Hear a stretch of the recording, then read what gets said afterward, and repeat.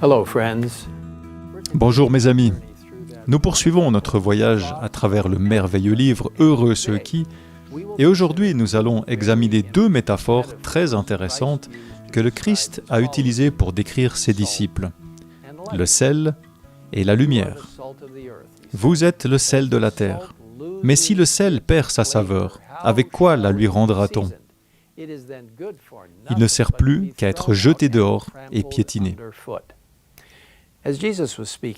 Pendant que Jésus parlait, les gens pouvaient voir le sel blanc scintiller dans les chemins où il avait été jeté parce qu'il avait perdu sa saveur.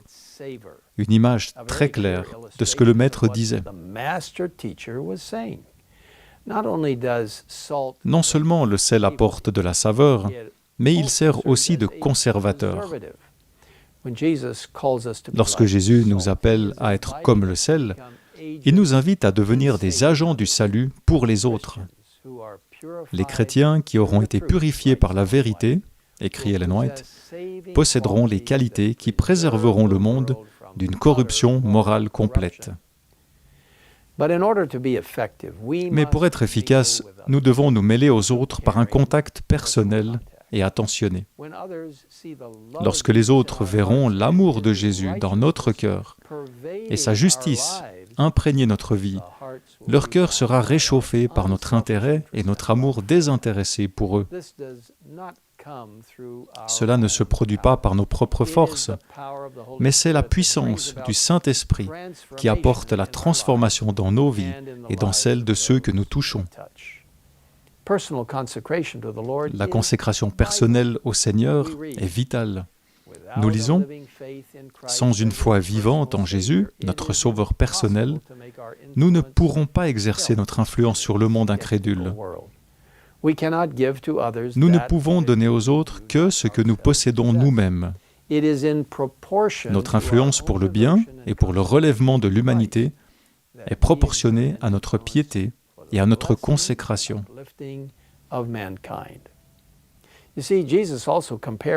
Jésus a également comparé ses disciples à la lumière. « Vous êtes la lumière du monde, a-t-il dit. Une ville située sur une montagne ne peut pas être cachée, et on n'allume pas non plus une lampe pour la mettre sous un seau, mais on la met sur son support, et elle éclaire tous ceux qui sont dans la maison.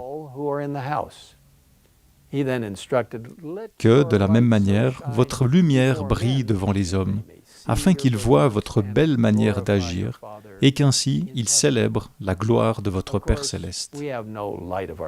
Certes, nous n'avons pas de lumière propre, mais lorsque la lumière du monde entre dans notre vie, nous avons sa promesse. Celui qui me suit ne marchera pas dans les ténèbres, mais il aura au contraire la lumière de la vie. Et comme il nous donne sa lumière, il nous demande de partager la lumière de sa vérité avec tout le monde, partout. Il nous est dit que Jésus nous a enseigné à considérer toute âme se trouvant dans le besoin comme notre prochain, et le monde comme notre champ. L'autrice poursuit avec ce conseil : si l'Église du Christ accomplissait la volonté du Seigneur, la lumière brillerait sur tous ceux qui sont dans les ténèbres.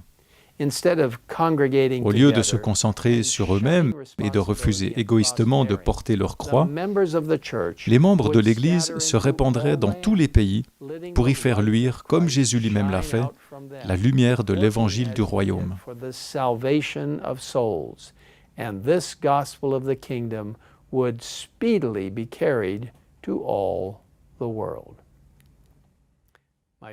Mes amis, êtes-vous prêts à dire « J'irai » et à laisser la lumière de Dieu briller à travers vous, sur vos familles, vos amis, vos voisins, vos collègues de travail et tous ceux avec qui vous êtes en contact?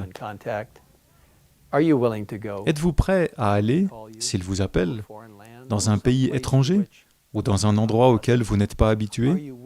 Êtes-vous prêt à laisser la lumière de l'amour et de la vérité de Dieu briller à travers vous, partout où il vous envoie? Si c'est le cas, je vous invite à dire au Seigneur, « Oui, Seigneur, remplis-moi de ton Saint-Esprit. Aide-moi à être comme le sel, à préserver les autres pour ton royaume. Remplis-moi de la lumière que tu as promise et aide-moi à briller pour toi, partout où tu m'enverras. moi ainsi que chacun d'entre nous. Oui, Seigneur, je suis prêt à y aller. Je suis là. Envoie-moi. Et maintenant, prions ensemble. Père Céleste, merci de nous aider à être comme le sel, apportant la merveilleuse saveur de la vérité dans la vie des gens.